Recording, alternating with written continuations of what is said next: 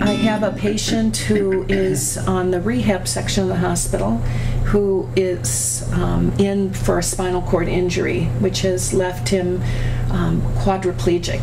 But he still has movement in his shoulders and elbows, so he can move his arms this way, but he doesn't have much fine motor use of his hands or fingers.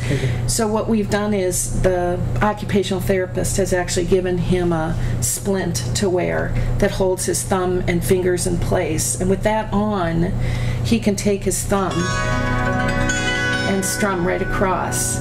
And I think he's a guitarist. He's played instruments for a good deal of his life. So to hear himself playing music was just so affirming, you know, to hear himself do that again.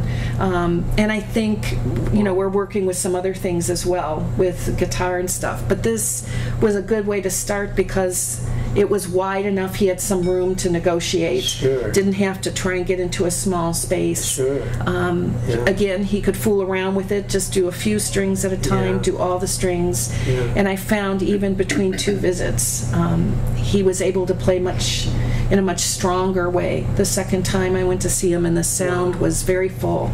And the nice thing was this fit in his lap sitting in a wheelchair.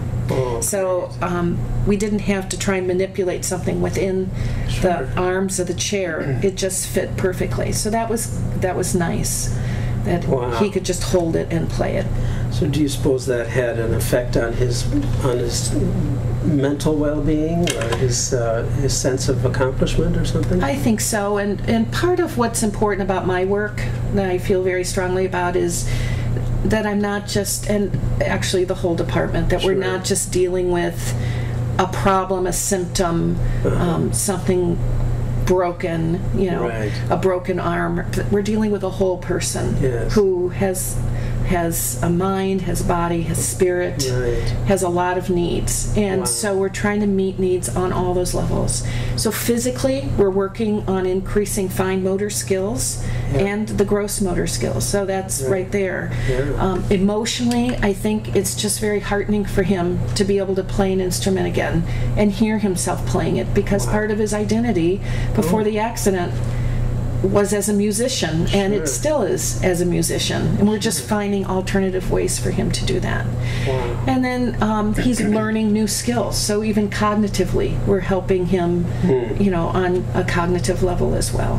And I think spiritually it touches you to hear music and produce music. You just feel good about doing that. It's a creative thing, isn't it? Yes, it is. Wow. Well, that's really exciting.